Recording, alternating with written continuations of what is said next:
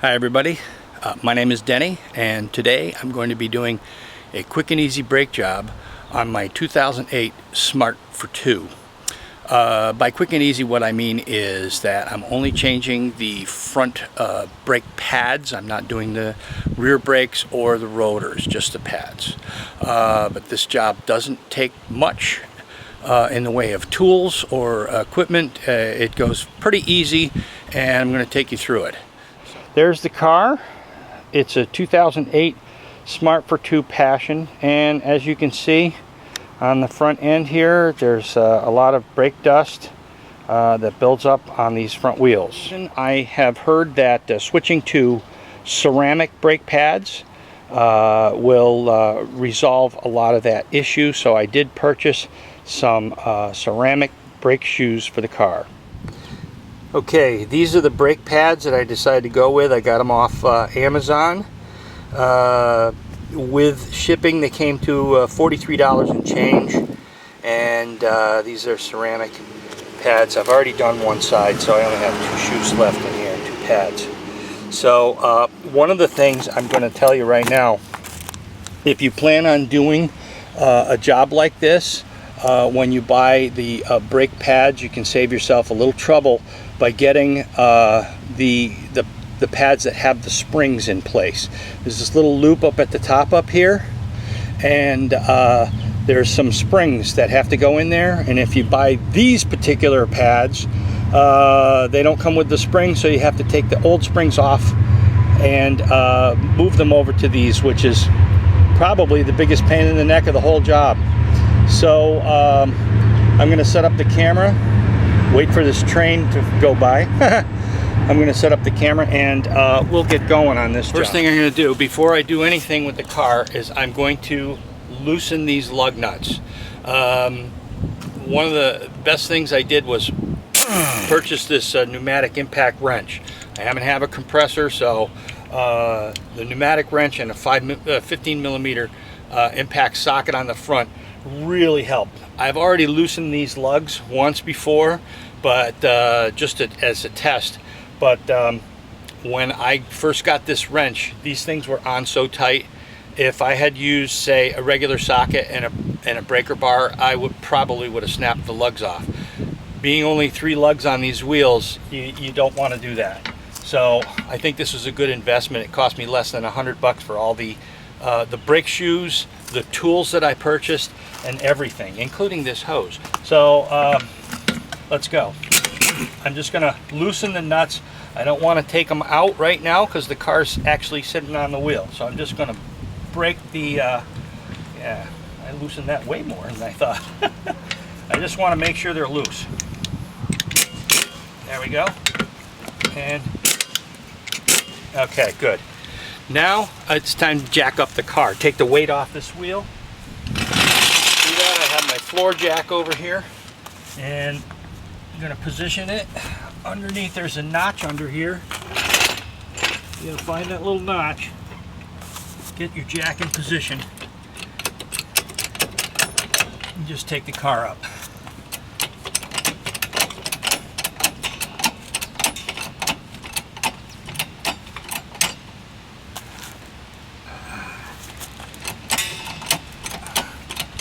Okay, now I'm going to take the lugs out the rest of the way. That was easy.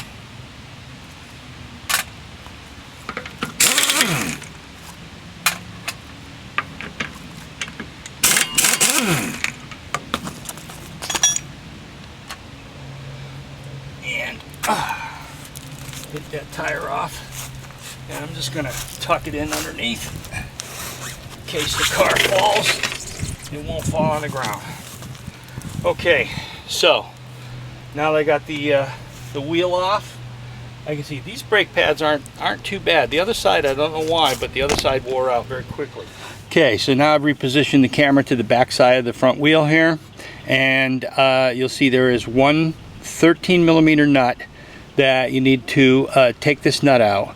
When you do that, you can pivot the entire brake assembly right out of the way, and that'll give you access to the shoes. Before I do that, I'm gonna just hit this with a little bit of penetrating oil, a little WD-40 on there, a little bit down here at the bottom.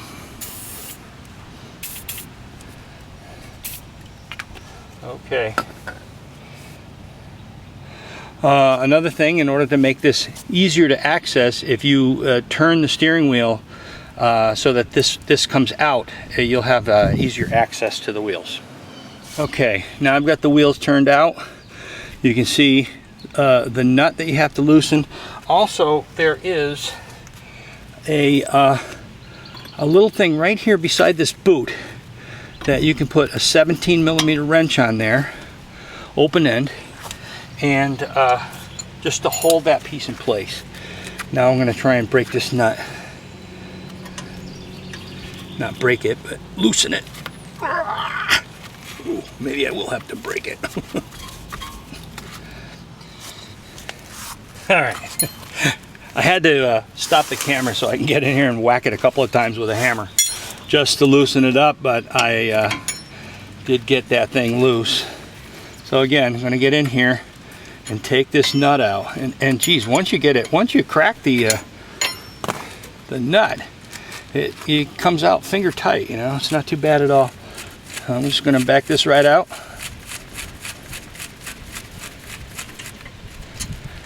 And set it off to the side.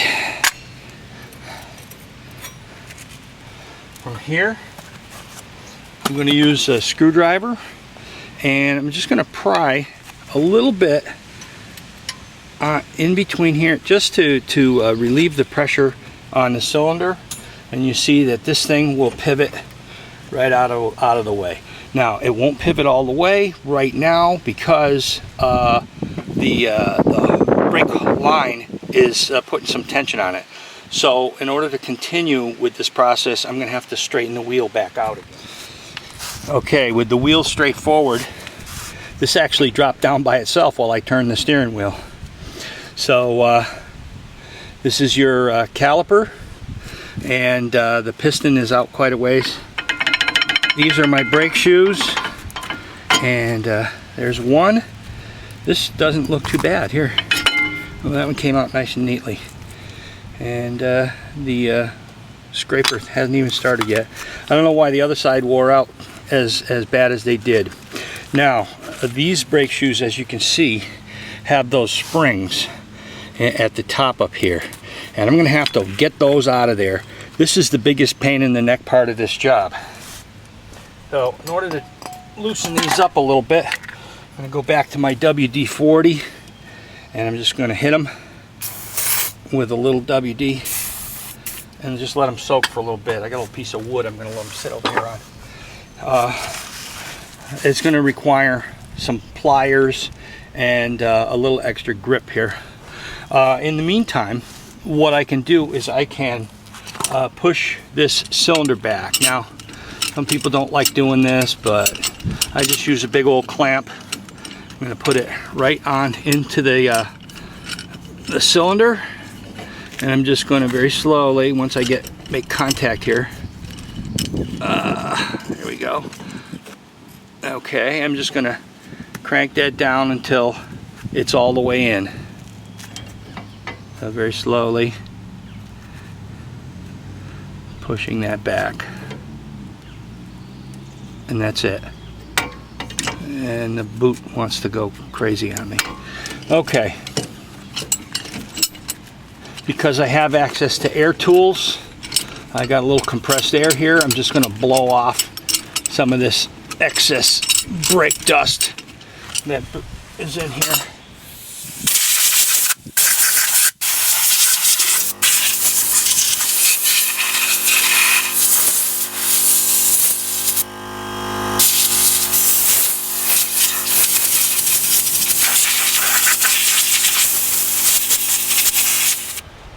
Okay, my makeshift workspace on top of a trash barrel.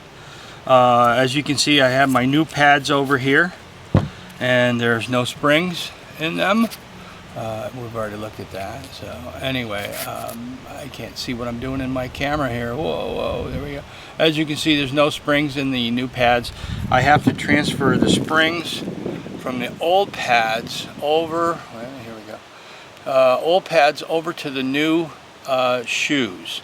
So in order to do that, you have to pivot the spring out of there by, you can see there's a little bit of a lip right here, and you're just going to use some needle nose pliers, right, and just kind of bring that around the edge, and a little, once you do one, you figure out how to do the other one. Alright, same thing on this side, bring this little lip around. Once you get it in there, you can kind of pivot the spring.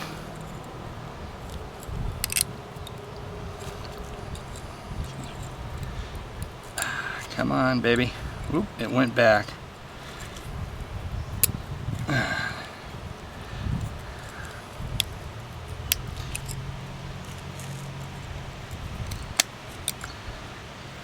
I get it.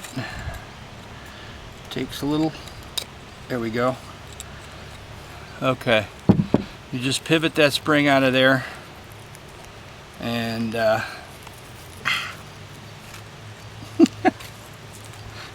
save yourself some time and energy by getting brake shoes that have the springs already in them. Okay, that's one. This one looks to be in better shape. I don't know, we'll find out. Again, I'm just gonna pivot it around like this. And this side, same thing. And it should, there we go, come out of there. Fairly good.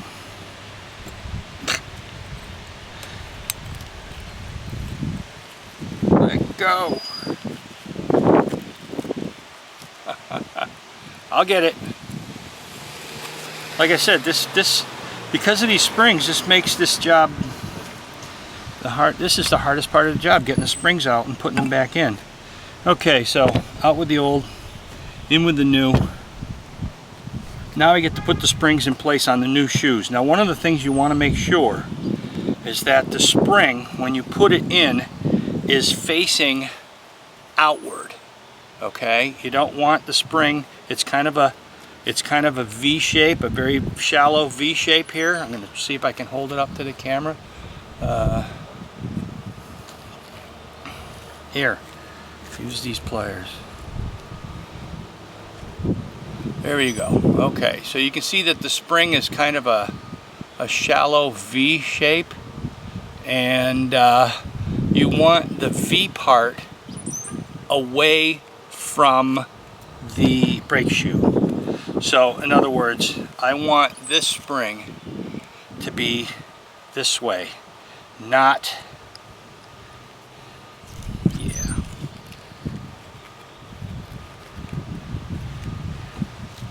Not this way. You don't want the spring, the V toward the shoe. You want the V away from the shoe. All right, so start out by just shoving that through, and again, you gotta pop the spring over the edge of the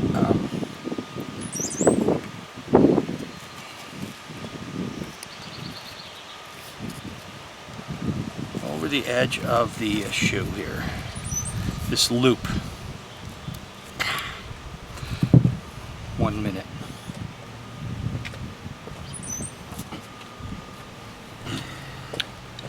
Okay, maybe a screwdriver might help to bring this in place. I don't know. Nope. Well, keep some tools handy. Come on, baby. Get in there. There it goes. Okay, got one side. Let me flex the rest of it.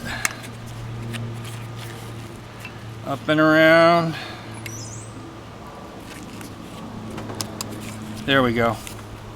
Okay, one spring in place, and as you can see here, the V is away from the brake pad. Okay, it's facing away. So I got to do the same thing with this one. See if I have better luck. Again, I'm going to push it through, and it helps to look at the spring and figure out which way it's got to go. Okay, if you start putting it through one way, and you're going to end up having to take it back out, which just makes things much harder. Okay, so again, I'm just going to bring this up and around like that, flip it over, do the same on this side, like that, and there, that went in much easier, much easier. Okay, so now you can see I've got my springs in place, and I'm ready to put these on the car, I think. I hope. You have two different shoes. One has the wear indicator on it, and that one's going to go on the inside. The other one is just a flat shoe, and just like that, just drops into place. Okay, the one with the wear indicator goes on the inside, and if it goes in as easy as the first one did, I'll be really happy. Okay, I don't know if that's in there. Just there we go. It feels right. Okay. Now remember the springs. There's we got to put this back, and I think I might have to pump the brakes a little bit to adjust that boot, because the boot's kind of in my way now. Well, one thing I didn't count on is that boot being a pain in the butt, but I'm just going to put a little WD-40 on it and try to slip it in here and hope that it does not get pinched.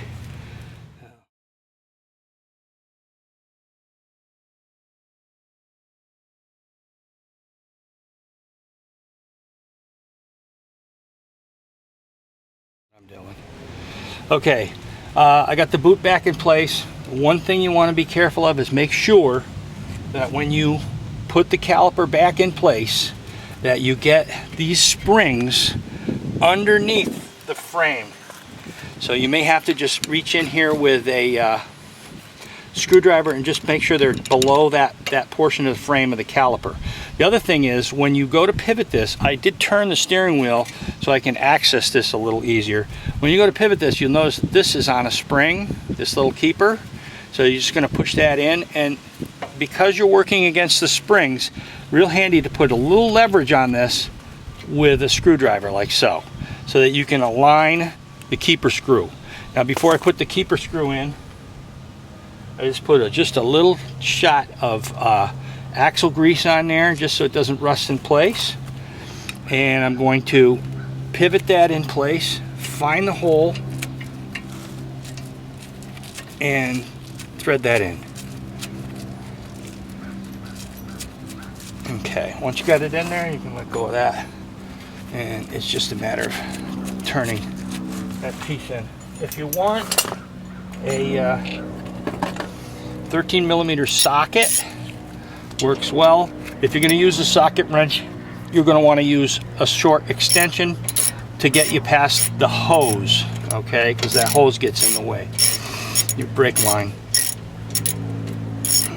Now one thing you also want to make sure you're doing is that you don't allow this side to turn.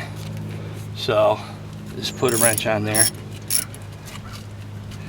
and I actually find it easier just to use a box wrench. Just, I'm going to snug that, and that's it. Now it's just a matter of putting the wheel back on, and we're good to go. I will be cleaning these rims. Now, one thing about these things is, because you're using a lug bolt instead of a lug nut, you don't have any indexing, so it's a little tricky to find the right place to put the bolt. Again, I like to put a little blob of axle grease and make sure that your bolts aren't going to rust up on you. Just working a little axle grease around the threads here. I already have some on there apparently. So get that wheel up in place best you can. See if you can. I like the indexing of the having a lug nut instead of a lug bolt. Or 3 hands. 3 hands would be good too, if you had it. So I'm just going to try and visually line up. And of course the drum wants to turn. So that, I mean, the rotor's turning. Makes it real tough. I think I got it here. Let's see. How much off am I?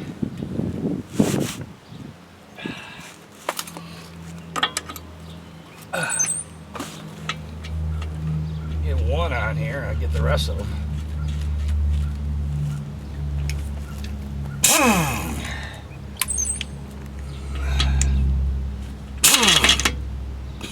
Okay, you don't want to try and tighten your nuts while you're up in the air like this too, so make sure it's started, not cross-threaded. Okay, and number 3. Come on, number 3.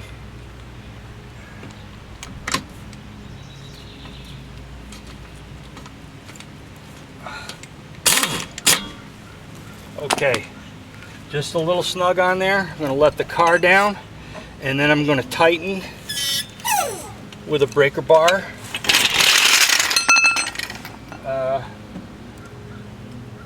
Which will allow me to torque the nuts without overdoing it. So, gotta find my breaker bar. Let's put these on. Okay, here we go. I'm just going to snug them up. Not too loose, not too tight.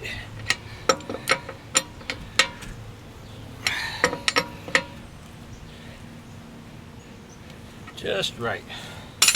That's it, I'm done. Okay, so that's it. That's my story. There's the car with new shoes in place. I didn't get rained on, and I'm a happy camper. I hope you find this video helpful, and don't be discouraged. It doesn't take a lot of tools, a little patience, and you can do this. Pretty easy. Basically, take the wheel off. There's one bolt take out. Pivot your caliper out of the way. Pop your new shoes in place, and put it all back together, and you're good to go. Save yourself some time and trouble by spending a couple extra cents and getting the brake shoes that have the springs already in them. So just save yourself a little aggravation right there. But thanks for watching, and have a good day. Bye-bye.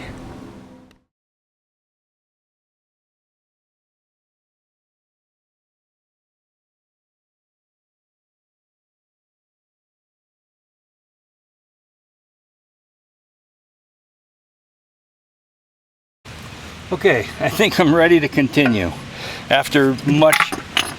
Hello. All right, let me try that again. Sorry about that. Apparently my camera battery went dead. Nah, it's folding over. I gotta deal with this. It doesn't want to go.